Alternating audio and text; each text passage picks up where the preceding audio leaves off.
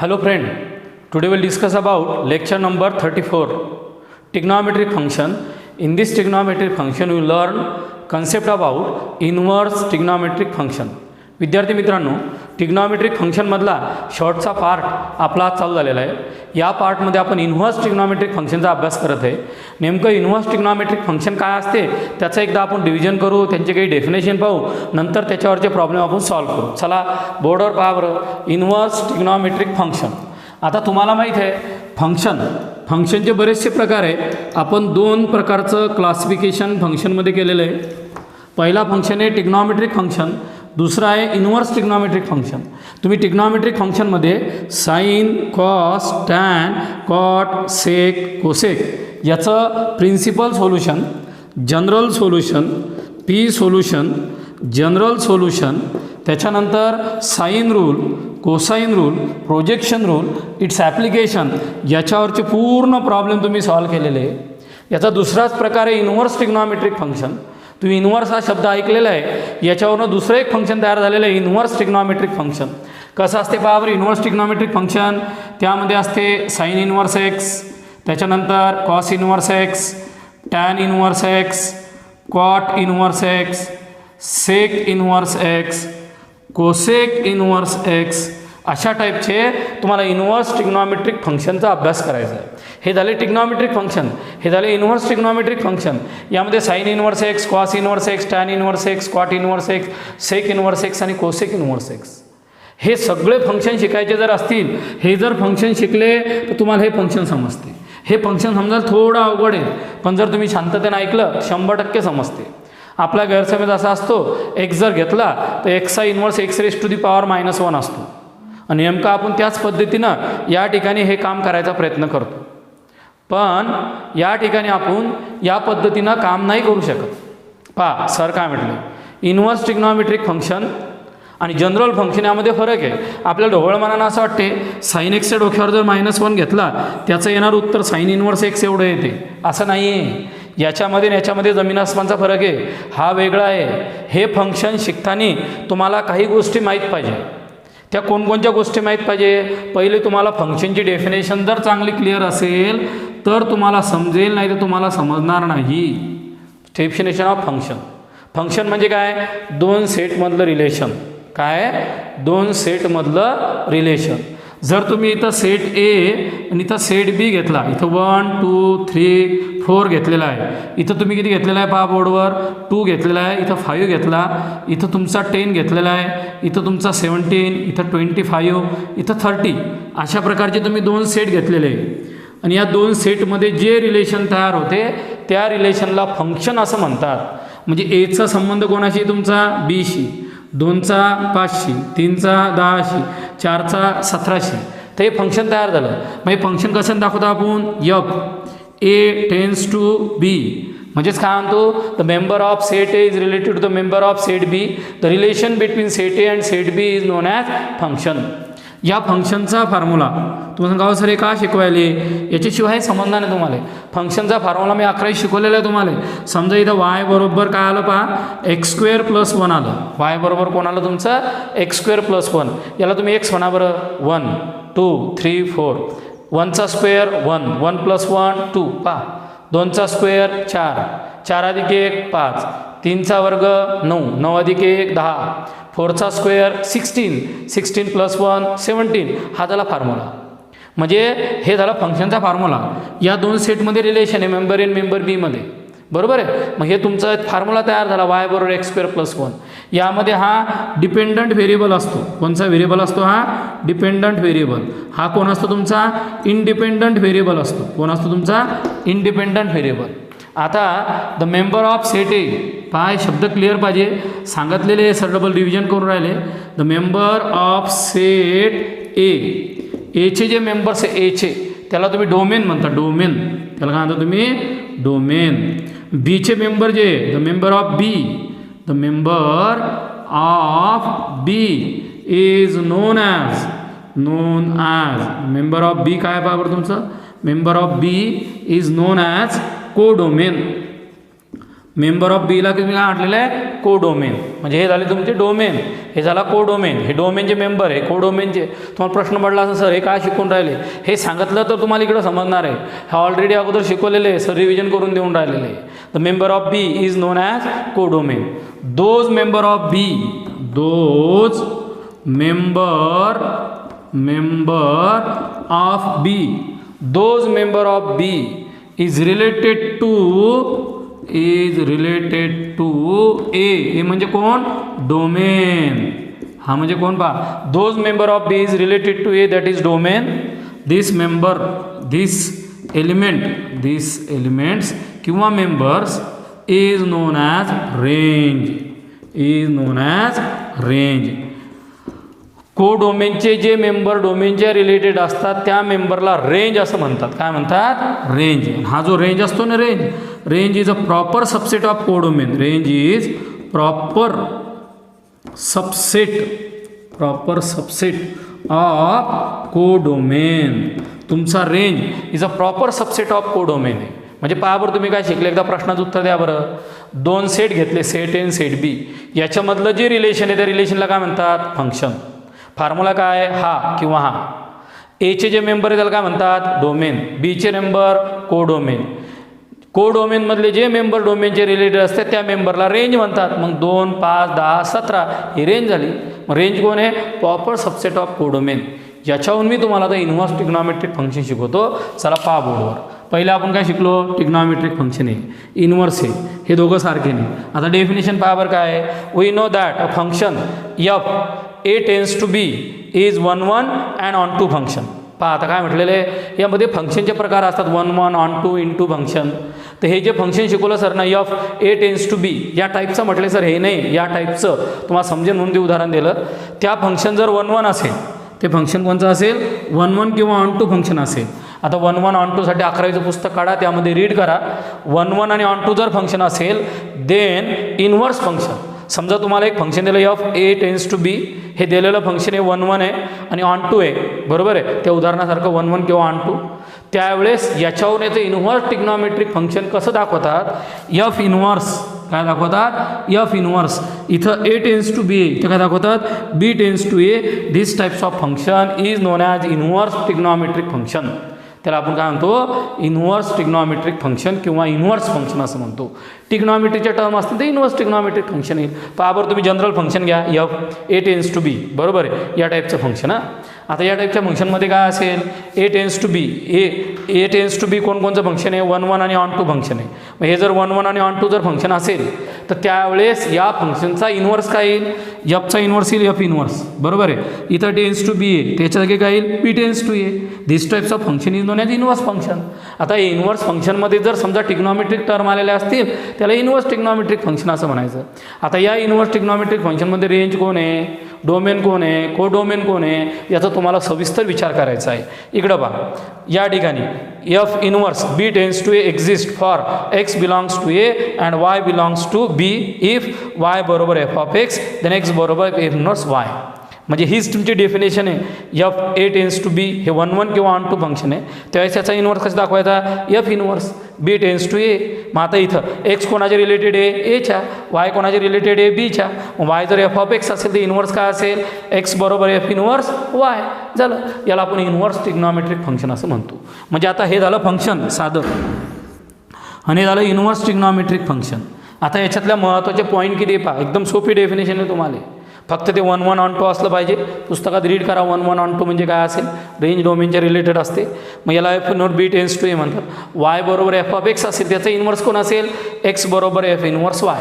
दोन कंडिशन कधी लक्षात ठेवायच्या आपल्या साध्या फंक्शनमधल्या आणि इन्व्हर्स ट्रिग्नॉमेट्रिक फंक्शनमधल्या. पहिली कंडिशन पहा, the domain of f inverse. म्हणजे आता इथं तुमचं एक फंक्शन दिलेलं आहे एफ ऑफ एक्स, हां, दुसरं दिलेलं आहे एफ इन्व्हर्स ऑफ एक्स असं दिलेलं आहे. हां, तर याचं तुमच्या आता 3 पॉईंट तुम्हाला माहिती आहे, कोणाही फंक्शनला 3 पॉईंट असतात. एक असतो डोमेन, एक असतो को डोमेन आणि एक असतो रेंज. डोमेन म्हणजे दोन सेटमधलं जे रिलेशन आहे, the member of A is domain, B म्हणजे member of B is codomain, those member of codomain is related domain is known as range. हे क्लिअर झालं. पहिला पॉईंट इन्व्हर्समधला पहा, the domain of f inverse. F इन्व्हर्सचा domain का असतो, the range of F का असतो तुमचा, रेंज ऑफ एफ. आता पहा हा पॉईंट समजून घ्यायला एकदम किचकट आहे. जर हे उदाहरण समजलं तर तुम्हाला ते समजेल. हे उदाहरण सरांनी अगोदर शिकवलेले, डबल उदाहरण शिकून राहिले सर. आता केअरफुली पहा, याला काय म्हणायचं सांगा, डोमेन, याला कोडोमेन, याच्यामधल्या मेंबरला रेंज काय म्हणतात, रेंज. रेंज कोण आहे, प्रॉपर सबसेट ऑफ कोडोमेन. त्यात दोन प्रकारचे व्हेरिएबल, एक इंडिपेंडंट व्हेरिएबल आणि एक डिपेंडंट व्हेरिएबल. आता बोर्डवर पहा, डोमेन ऑफ एफ इनवर्स म्हणजे इकडचे मेंबर हे काय असतात, रेंज ऑफ एफ. म्हणजे एफची जी रेंज असते ना ती डोमेन ट्रीट करतो आपण एफ इनवर्सची. पहिला पॉईंट कमीत कमी लक्षात घ्या, वाचून घ्या, पुढं प्रॉब्लेमच्या वेळेस काम नाही पण भविष्यात काम पडेल. The domain of F inverse काय असतो, डोमेन ऑफ एफ इनवर्स तो रेंज ऑफ एफ असतो. तो रेंज का असतो, याचा डोमेन हा कोणाचा असतो, याच्या रेंज एवढा झालं, याचा डोमेन याच्या रेंज एवढा. पहिला पॉईंट क्लिअर झाला. दुसरा, the range of F inverse. आता एफ इनवर्सची रेंज काय असते, डोमेन ऑफ एफ इनवर्स. उलटं हे बा, डोमेन ऑफ एफ इनवर्स काय आहे, range of F. Range of F inverse काय आहे, डोमेन ऑफ एफ. हे दोन पॉईंट तुम्ही लक्षात ठेवा, भविष्यामध्ये याचं काम पडणार आहे. सध्या तुम्हाला कोण्याच प्रॉब्लेममध्ये काम नाही, पण भविष्यात तुम्हाला आठवण येईल, व सरांनी आम्हाला असं काहीतरी शिकवलं होतं. आमचे सर सांगत होते, the domain of F inverse हा काय असतो, range of F. Range of F inverse काय असतो, डोमेन ऑफ एफ. एक वाक्य लक्षातच ठेवायचं बस. दुसरं वाक्य काय दिलं पहा इथं, the chart for range, domain and period of the trigonometric function. आता सर काय करून राहिले, सरनं सुरुवातीला काय केलं, तुम्हाला पहिले सांगितलं तुम्हाला फंक्शन कोणकोणचे. मग तुम्ही सांगितलं, रिव्हिजन केली सरांसोबत, सर आपल्याला दोन टाईपचे फंक्शनचा सध्या अभ्यास करायचा आहे. मी म्हटलं कोणकोणचे फंक्शन, तुम्ही म्हटले सर आपला ट्रिग्नॉमेट्रिक फंक्शन आणि इनवर्स ट्रिग्नॉमेट्रिक फंक्शन. मग हे ट्रिग्नॉमेट्रिक फंक्शन पाहिले, याचं सोल्युशन पाहिलं तुम्ही, principal, general solution, sine, cosine application पाहिले. मग इनवर्स फंक्शन हे शिकायचं, मग याची डेफिनेशन शिकायची होती तुम्हाला. डेफिनेशन शिकण्यासाठी सरनं काय केलं, साधं फंक्शनचं उदाहरण घेतलं. त्या फंक्शनच्या उदाहरणामध्ये फॉर्म्युला, डोमेन, कोडोमेन, रेंज शिकवला. नंतर इनवर्स ट्रिग्नॉमेट्रिकमध्ये काय शिकवलं सरनं, समजा एफ बरोबर ए टेन्स टू बी असेल, हे 1 1 आणि ऑन टू जर असलं तर याचा इनवर्स काय येईल, f inverse B tends to A. साधं फंक्शन जर वाय बरोबर एफ ऑफ एक्स असेल, याचा इनवर्स काय येईल, एक्स बरोबर एफ इनवर्स वाय. बस, डिपेंडंट इंडिपेंडंट व्हेरिएबल बदलतात. दुसरा पॉईंट काय शिकवला, डोमेन ऑफ एफ इनवर्स म्हणजे काय, range of F. Range of F inverse म्हणजे काय, डोमेन ऑफ एफ. म्हणजे एफ आणि एफ इनवर्स तुम्हाला समजलेलं आहे. डेफिनेशन क्लिअर झाली. आता तुमचे जे साधे फंक्शन आहे ट्रिग्नॉमेट्रिक फंक्शन, वर्ग 11वीमध्ये झालेलं आहे, मग समजून सांगितलं आहे, डबल एकदा पहा.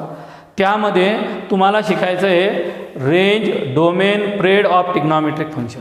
आता तुम्हाला मोठा प्रश्न पडतो पहिले, रेंज, डोमेन आणि प्रेड. तुम्हाला तरी आम्ही नावच नाही ऐकले कधी, म्हणून मी तुम्हाला साधं उदाहरण सांगितलं. हा सेट ए, हा सेट बी आहे, या सेटमध्ये जे रिलेशन असते त्याला फंक्शन म्हणतात. एचे जे मेंबर्स आहे ते डोमेन आहे, बीचे जे मेंबर आहे कोडोमेन आहे, जे कोडोमेनचे मेंबर डोमेन जे रिलेटेड असतात त्याला रेंज म्हणतात. प्रेड म्हणजे काय, विशिष्ट वेळानंतर जर प्रॉपर्टी रिपीट होत असेल त्याला प्रेड म्हणतात. म्हणजे पहिले शब्द क्लिअर करा, डोमेन काय, कोडोमेन काय, रेंज काय, प्रेड काय, मग चार्टकडे लक्ष देऊ आपण. आजचा कन्सेप्ट थेरॉटिकल आहे म्हणून लक्ष देणं गरजेचं आहे. तुमचा क्लिअर झाला आता. फंक्शन म्हणजे काय, दोन सेटमध्ये रिलेशन, एचे मेंबर डोमेन, बीचे मेंबर कोडोमेन. क्लिअर. कोडोमेनचे जे मेंबर डोमेनचे रिलेटेड असतात त्याला रेंज. आता प्रेड म्हणजे काय, एका विशिष्ट वेळानंतर जी प्रॉपर्टी रिपीट होत असेल त्या प्रॉपर्टीला प्रेड असं म्हणतात. आज जर समजा तुमचे 2 वाजलेले, बरोबर 24 तासानंतर 2 वाजतील उद्या, म्हणजे हा काय झाला, प्रेड. म्हणजे आपल्या अर्थचा प्रेड किती आहे, 24 आवर्स. तसं जर तुम्ही आता प्रेड शब्द जर क्लिअर करायचा असेल आणि या ठिकाणी जर तुम्ही एक सर्कल काढलेलं असेल आणि या सर्कलमधला इथला अँगल जर तुम्ही 0 डिग्रीचा घेतला, किती डिग्रीचा, 0 डिग्रीचा. मग इथं कॉस 0 बरोबर किती आलं बरोबर तुमचं 1, साईन 0 बरोबर किती आलं 0. डबल असं रोटेट व्हा आणि डबल इथं या, म्हणजे अँगल किती झाला 360 डिग्रीचा. मग 360 डिग्रीची कॉसची किंमत किती आहे 1च. म्हणजे 360 डिग्री नंतर काय तीच किंमत आली. तीच किंमत असते त्याला प्रेड असं म्हणतात.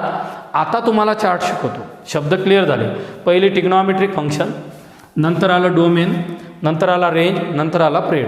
साईन जर फंक्शन असेल त्याचा डोमेन कोण, डोमेन म्हणजे कोण, त्याची येणारी व्हॅल्यू. म्हणजे तुम्ही जर साईन 30 घेतलेली असेल, सांगा साईन 30 म्हणजे किती येणार तुमची 1/2, बरोबर आहे की नाही. मग तुमच्याची रेंज जी आहे ती रेंज काय आहे त्याची R, बरोबर आहे. त्याचं डोमेन कोण आहे R, एनी नंबर्स. त्याची रेंज काय -1 to 1.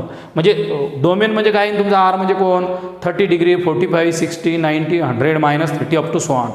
त्याची येणारी व्हॅल्यू किती येणार -2, 1 आणि 1च मध्ये येईल.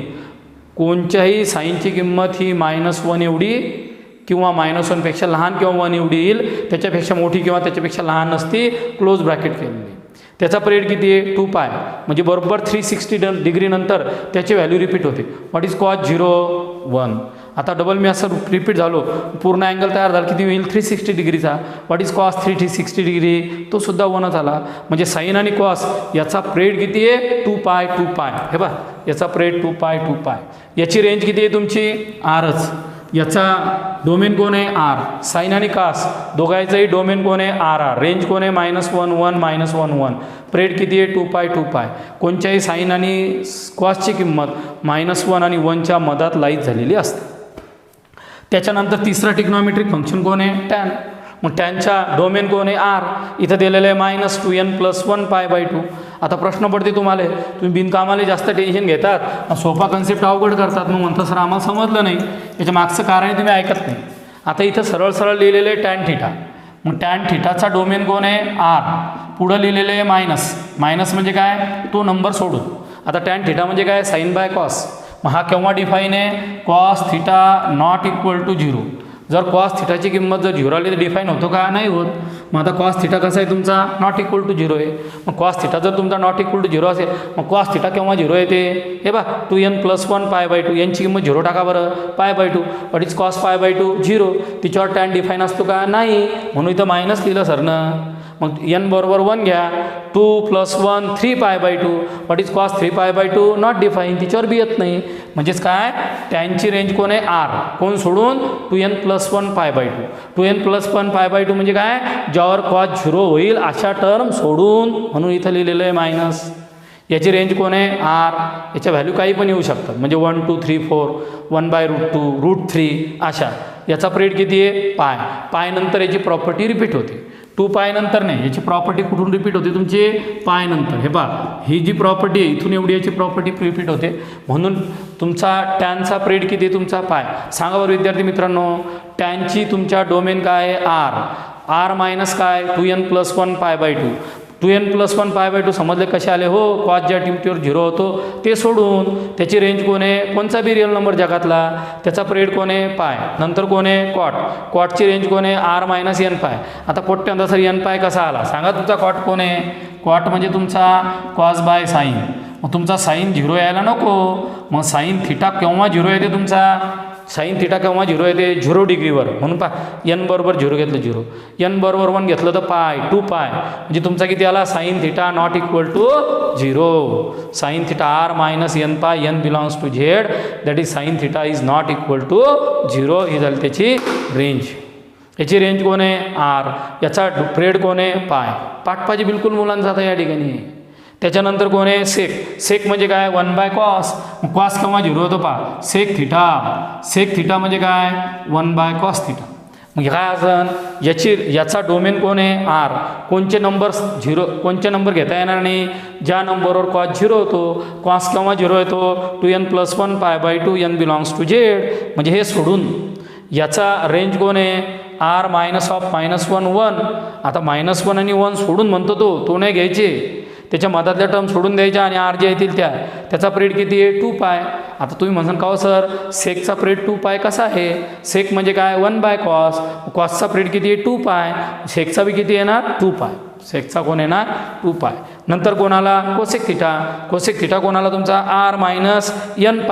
हा आला तुमचा डोमेनमध्ये R - nπ. तो सर nπ कसा आला, कोसेक म्हणजे काय 1/sin. साईन केव्हा 0 होते, साईन 0 केव्हा होते nπला, बरोबर आहे. म्हणून इथे -nπ आलं. R - -1 पिरियड किती आहे 2π. चला रिव्हिजन करा एक पॉईंटची. साईन कॉस सेक कोसेकचा पिरियड किती आहे 2π. टॅन कॉटचा पिरियड किती आहे π. Very good. Range of sine cos close bracket -1 to 1. Range of sec cos R - round bracket -1 1. बरोबर आहे. What is the range of tan π. what is the period of tan and cot pi. what is the range RR. Domain कोणते असतील त्याचा R - 2n + 1π/2. Cos जेव्हा 0 होतो तेव्हा, हा केव्हा साईन जेव्हा 0 होते तेव्हा. अशा प्रकारे तुम्हाला सरांनी ट्रिग्नॉमेट्रिक फंक्शनचं तुम्हाला या ठिकाणी डोमेन, रेंज आणि प्रेड याच्याविषयी चर्चा केली. हे शांततेने वाचायचं, आपल्या नोट्समधून किंवा पुस्तकामधून वाचलं तरी चालेल. आत्ताच तुम्ही फंक्शन, इन्व्हर्स फंक्शनची डेफिनेशन याचा अभ्यास केलेला आहे. समजा f A tends to B असेल तर इन्व्हर्स काय असेल, f inverse B tends to A. त्यावेळेस फंक्शन कसं असेल, 1 1 आणि ऑन टू. त्यावेळेस तुमचे जनरल फंक्शन आहे, त्या जनरल फंक्शनमध्ये डोमेन, कोडोमेन, रेंज याच्याविषयी चर्चा आपण केलेली आहे, प्रेडविषयी चर्चा केलेली आहे. आता आपल्याला इन्व्हर्स ट्रिग्नॉमेट्रिक फंक्शनच्या काही प्रॉपर्टीज शिकायच्या आहे. त्या कशा शिकायच्या आहे, आपल्या जनरल फंक्शनवरून इन्व्हर्स ट्रिग्नॉमेट्रिक फंक्शन शिकल्या जाते. त्याच्यामुळे शांततेने बोर्डवर पहा, कन्सेप्ट 2-2 वेळेस ऐकणं पडेल, तेव्हा तुम्हाला समजणार आहे. लक्ष द्या, वेळ लागेल विचार. इथं दिलेलं आहे कन्सिडर द फंक्शन साईन. हा -π/2 to π/2 मध्ये डिफाईन केला. याची रेंज -1 to 1 आहे, म्हणजे जनरल तुमचं ट्रिग्नॉमेट्रिक फंक्शन आहे. त्या जनरल ट्रिग्नॉमेट्रिक फंक्शनमधला जर तुमचा डोमेन बरोबर आहे हा -π/2 to π/2 दिलेला असेल आणि त्याची रेंज जर -1 to 1 दिलेली असेल तर त्या इन्व्हर्स ट्रिग्नॉमेट्रिक फंक्शनच्या डोमेन आणि रेंजमध्ये काय बदल होतो ते तुम्हाला शिकायचं आहे. तुम्हाला एक कन्सेप्ट शिकवला होता मी, पहा. जनरल फंक्शनमध्ये f A tends to B A बरोबर आहे, त्याचा इन्व्हर्स काय आहे, f inverse B tends to A. तर डोमेन ऑफ एफ इन्व्हर्स काय असतो, एफ इन्व्हर्सचा डोमेन म्हणजे याची रेंज आणि याची रेंज म्हणजे याचं डोमेन. म्हणजे पहा, डोमेन ऑफ एफ इन्व्हर्स म्हणजे काय, range of F. Range of f inverse म्हणजे काय, डोमेन ऑफ एफ. म्हणून तुम्हाला डोमेन, कोडोमेन आणि रेंज शिकवलेलं आहे. अजून तुम्हाला हे शिकवलं होतं सरनं, दोन सेटमधला जो रिलेशन असते त्या रिलेशनला फंक्शन असं म्हणतात. सेट एचे मेंबर डोमेन, सेट बीचे कोडोमेन. हा एक फॉर्म्युला, अगोदर एक फॉर्म्युला झालेला आहे, तो मदत करणार आहे. तिकडं पहा, साईन -π/2 π/2. रेंज कोण आहे, -1 to 1. The branch will range -π/2 π/2 is called principal value branch. आता इथं थोडं एक पॉईंट अगोदर मी सांगायला पाहिजे होता. पहा, यामध्ये दिलेला नसेल त्यानं, डायरेक्ट घेतला -π/2 π/2. म्हणजे आपला जर जनरल ट्रिग्नॉमेट्रिक फंक्शन दिलेलं असेल तर जनरल ट्रिग्नॉमेट्रिक फंक्शनमधला त्याचा डोमेन असतो आर. जनरल ट्रिग्नॉमेट्रिक फंक्शन घेतलं तुम्ही साईन, त्याचा डोमेन कोण आहे तुमचा आर. त्याची रेंज कोण आहे तुमची -1 to 1. झालं का, बस. हेच उलटं सुलटं केलेलं आहे. यामध्ये काय केलेलं आहे पहा, consider the inverse trigonometric function sine. याची रेंज काय आहे, -π/2 π/2 डोमेन सॉरी. याची रेंज कोण आहे, -1 to 1. The branch with range -π/2 π/2 is called principal value branch of the sine function. म्हणजे इन्व्हर्स ट्रिग्नॉमेट्रिक फंक्शनमधला जर साईन असेल तर त्या साईनची प्रिन्सिपल व्हॅल्यू ब्रँच ही क्लोज ब्रॅकेटमध्ये -π/2 π/2 येते. ही गोष्ट लक्षात ठेवा. जर तुम्ही इन्व्हर्स ट्रिग्नॉमेट्रिक फंक्शन शिकवत असाल किंवा शिकत असाल तर त्याचा जो थिटा असतो तो थिटा कुठून कुठपर्यंत असला पाहिजे, -π/2 आणि π/2 याच्या मधातच असला पाहिजे, तरच तो व्हॅलिड होईल. त्याच्यानंतर तुम्हाला डिटेल शिकण्यासाठी सरने इथं लिहिलेलं आहे, टेक्स्ट बुक काढायचं तुमचं आणि टेक्स्ट बुकमध्ये पेज नंबर 89 काढायचा. 89मध्ये चार्ट दिलेला आहे, बाकीच्या गोष्टी दिलेल्या आहे, ग्राफ दिलेला आहे, तो डिटेलमध्ये वाचायचं. हे शॉर्ट पॉईंट आहे. आपल्याला टाईम कमी असतो, टाईम कमीमध्ये जास्त शिकवायचं असते म्हणून थोडं शॉर्ट केलेलं आहे. पेज नंबर 89मध्ये तुम्हाला डिटेल वाचायचं आहे आणि अभ्यास करायचा आहे. Note, sine of sine inverse असेल तर what is sine of sine inverse ही प्रॉपर्टी इन्व्हर्सची. याचं उत्तर एक्स येते. तो एक्स कोणाच्या रिलेटेड आहे, -1 आणि 1च्या. Sine inverse of sine y. आता पहिले कोण आहे, साधं फंक्शन आहे. नंतर कोण आहे, इन्व्हर्स. त्याचं उत्तर कोणाला, एक्सच. ते कोणाचे रिलेटेड आहे, -1 आणि 1च्या. आता काय आला, साईन इन्व्हर्स आला पहिले, इन्व्हर्स ट्रिग्नॉमेट्रिक आलं, नंतर साईन वाय आला. उत्तर कोण आहे, वाय. वाय कोणाच्या रिलेटेड, -π/2 π/2. एक गोष्ट लक्षात ठेवायची, जर साईनचं इन्व्हर्स ट्रिग्नॉमेट्रिक फंक्शन दिलेलं जर असेल तर त्याची व्हॅल्यू लाईज बिटवीन -π/2 to π/2. याला म्हणतात प्रिन्सिपल व्हॅल्यू ब्रँच. काय म्हणतात त्याला, प्रिन्सिपल व्हॅल्यू ब्रँच. त्याचं येणारं उत्तर याच्या मधात येईल. गोष्ट लक्षात ठेवायची, ही प्रॉपर्टी लक्षात ठेवायची. Sine of sine inverse x x, sine inverse of sine y y. पहिले कंडिशन क्लिअर. अशा तुम्हाला 6 कंडिशन शिकायच्या. आता दिलेलं आहे इन्व्हर्स कोसाईन फंक्शन. आता तुम्हाला कोसाईनविषयी विचार करायचा, कॉसविषयी विचार करायचा. Consider the function cos 0 to 2π range -1 to 1. आता जनरल कॉस थिटाचा डोमेन हा 0 to π दिला समजा, त्याची रेंज जर -1 to 1 दिली, त्याचा इन्व्हर्स काय येतो पहा, inverse cos inverse -1 to n येतो, इथं 0 to π येते. म्हणजे सर काय म्हटले तिकडे पहा, समजा एफ ए टेन्स टू बी आहे, त्याचा इन्व्हर्स काय असतो, बी टेन्स टू ए. म्हणजे डोमेन ऑफ एफ इन्व्हर्स काय असतो बाळा सांगा, एफची रेंज आहे. आणि एफ इन्व्हर्सची रेंज म्हणजे काय, एफचा डोमेन. तेच तर केलं सर न, पहा बरं. कॉसचा कोण आहे, 0 to पाय -1 to 1. याचं उलटं करा, इथं काय येईल, -1 to 1 0 to पाय. झालं, याला इन्व्हर्स ट्रिग्नॉमेट्रिक फंक्शन म्हणतात. याची प्रिन्सिपल व्हॅल्यू ब्रँच काय, 0 to पाय. कॉसची प्रिन्सिपल व्हॅल्यू ब्रँच 0 to पाय. साईनची प्रिन्सिपल व्हॅल्यू ब्रँच -π/2 to π/2. झालं क्लिअर. आता त्यामध्ये त्याच्या व्हॅल्यू कुठे दिल्या, -1 to 1, हिच्यात बी -1 to 1, तिच्यात -1 to 1 दिलं. डिटेलमध्ये शिकण्यासाठी, ग्राफ काढण्यासाठी पेज नंबर 90 काढा, रीड करा टेक्स्टबुकमध्ये, वेगळे पॉईंट लिहून घ्या. कमी वेळात जास्त शिकू नये. तोच cos of cos inverse x, x belongs to -1 to 1. Cos inverse of cos y, y belongs to 0, तीच कंडिशन आहे आत्ताच्या. इथं साईन आहे, इथं कॉस आहे. महत्त्वाचं आहे, लक्षात ठेवायचं आहे. हे -1 1 कुठून आलं, इन्व्हर्समध्ये जा. साध्या ट्रिग्नॉमेट्रिक फंक्शनमध्ये रेंज कोडोमेन शिकलेले आहे तुम्ही. आता इन्व्हर्स टँजेंट फंक्शन दिलेलं आहे. कन्सिडर द फंक्शन, तुम्ही टॅन घेतलं -π/2 to π/2 आणि हा आर आलं. समजा जर डोमेन हा आहे, रेंज जर ही आहे, तर उलटं होईल. ही रेंज येईल, ही डोमेन येईल. म्हणजे काय असते पहा, उलटंच उलटं होते. हे बा, डोमेन ऑफ एफ इन्व्हर्स म्हणजे काय, range of F. Range of f inverse म्हणजे काय, डोमेन ऑफ एफ. याच्यासाठी काय बाबा क्लिअर, पहिले डोमेन, कोडोमेन आणि रेंज. ते उदाहरण शिकवलं मी. दोन सेटमधलं जे रिलेशन असते त्या रिलेशनला फंक्शन म्हणतात. एचे मेंबर डोमेन, बीचे member codomain. Those member of codomain relative domain is known as range. ते शिकलं तर समजते. नाही सर म्हणतात काय शिकवलेलं सर, बोर करायला आम्हाला. कन्सेप्ट असा आहे. मग इथं टॅन इन्व्हर्स पहा, इथं -π/2 π/2 आर आला. आर इकडे येईल आणि हा इकडे जाईल. इन्व्हर्समध्ये अपोजिट होते पहा. इन्व्हर्समध्ये हा इकडे गेला आणि हा इकडे आला. हे बा, इथं काय झालं, 0 to पाय -1 to 1. इकडं कोण आलं पहा, -1 to 1 0 to पाय. एवढं लक्षात ठेवायचं, अपोजिट करायचं. म्हणजे रेंजला डोमेन म्हणायचं, डोमेनला रेंज म्हणायचं, संपलं. पहा पुढं, प्रिन्सिपल व्हॅल्यू ब्रँच कोण आहे, -π/2 to π/2. या पूर्ण भारुडामध्ये एकच गोष्ट लक्षात ठेवायची, साईनची प्रिन्सिपल व्हॅल्यू ब्रँच कोण, close bracket -π/2 to π/2, close bracket. कॉसची principal value branch 0, π, close bracket म्हटले सर, राऊंड ब्रॅकेट नाही. टॅनची principal value branch round bracket -π/2 π. बरोबर आहे. इथं tan of tan inverse x, tan of tan inverse y. X कोणाचे related, real नंबरच्या. Y कोणाचे रिलेटेड, -π/2 to π/2च्या. नंतर आला तुमचं इन्व्हर्स को टँजंट फंक्शन. पहा नंतर कोणाला, इन्व्हर्स को टँजंट फंक्शन 4 नंबरला. कोसेक म्हणजे cosec theta, -π/2 π/2 0.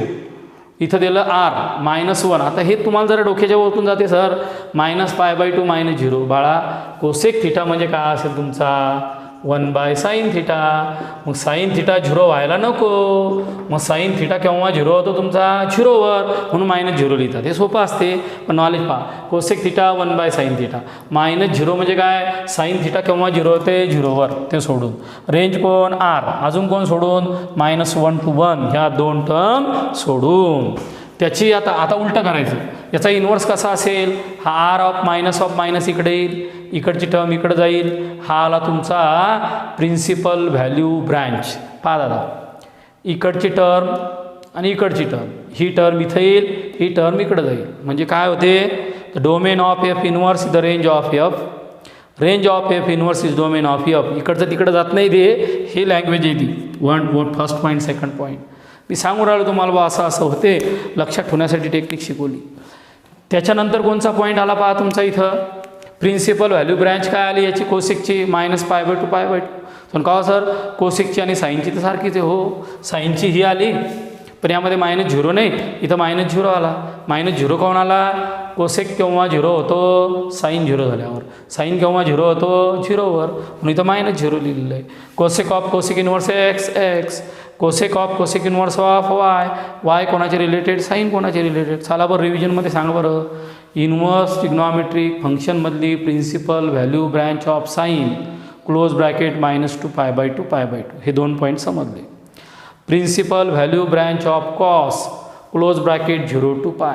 Principal value branch of tan म्हणजे त्याच्या मधातले angle, principal value branch round bracket -π/2 to π/2. Principal value branch of cosec theta minus pi by two minus समजा यफ हे एक फंक्शन आहे ए टेन्स टू बी हां f A tends to B याचा इन्व्हर्स काय असतो रे याचा इन्व्हर्स असतो f inverse B tends to A बस हीच तर डेफिनेशन आहे तुमची याच्यावर मी तुमचे 6 फंक्शन डिफाईन करून राहिलेलो 2 पॉईंटवर बाकी काहीच नाही आहे पहा इथे हां आता पुढचा पॉईंट दिलेला आहे तुमचा इन्व्हर्स सेकंड फंक्शन कोणचं inverse second function consider the function sec 0 to 2 पाय इथं लिहिलेलं आहे -0 to पाय -π/2 आणि आर -1 म्हणजे पहा यफ ए टेन्स टू बी त्याचा इन्व्हर्स काय येतो बी टेन्स टू ए समजा हा डोमेन आहे आणि तुमची रेंज आहे तर इन्व्हर्समध्ये काय रे इन्व्हर्समध्ये इकडची टर्म इकडे येईल आणि इकडची टर्म इकडे येईल झालं पहा ही टर्म इकडे आली आणि ही टर्म इकडे आली म्हणजे हा जर डोमेन आणि हा जर रेंज असेल